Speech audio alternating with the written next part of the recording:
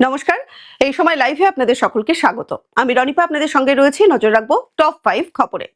ভুয়ো ভোট দিলেই 1 বছরের জেল। দ্বিতীয় দফা ভোটের আগে আরো কড়া নির্বাচন কমিশন। ছাপ্পা ভোট এবং রিগিং আটকাতে বিশেষ তৎপরতা কমিশনের।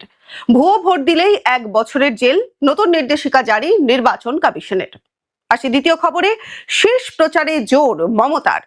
সোমবার পরপর 3টি পদযাত্রা করেন মমতা বন্দ্যোপাধ্যায়। নির্বাচনের আগে কোনো খামতি রাখলেন না তৃণমূল সুপ্রিমো। পদযাত্রার ফাঁকে ধরা দিলেন বাইকেও।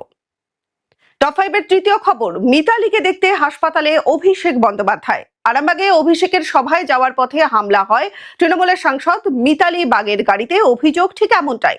মিতালিকে দেখতে হাসপাতালে পৌঁছান অভিষেক বন্দ্যোপাধ্যায়। আরামবাগ মহকুমা হাসপাতালে ভর্তি রয়েছেন তৃণমূলের সাংসদ। কলকাতাকে কলকাতাতেই রাখতে চাই, বাংলা থেকে মোদির হুঁশিয়ারি। তৃণমূল বলেছিল কলকাতাকে লন্ডন বানাবে। কলকাতার 12টা বাজিয়েছে তারা। আমরা কলকাতাকে কলকাতাতেই রাখতে চাই। সিটি অফ জয় তো থাকবেই, তাকে সিটি অফ ফিউচার করে তুলব। আসি পঞ্চম খবরে। কেউ 15 লক্ষ টাকা পেয়েছেন? নদিয়ার হরিণঘাটায় বিজেপিকে তোপ তৃণমূলের সর্বভারতীয় সাধারণ সম্পাদক অভিষেক বন্দ্যোপাধ্যায়ের। বিজেপি এলে 15 লক্ষ টাকা দেবে বলেছিল, কেউ কি পেয়েছেন? প্রশ্ন অভিষেকের।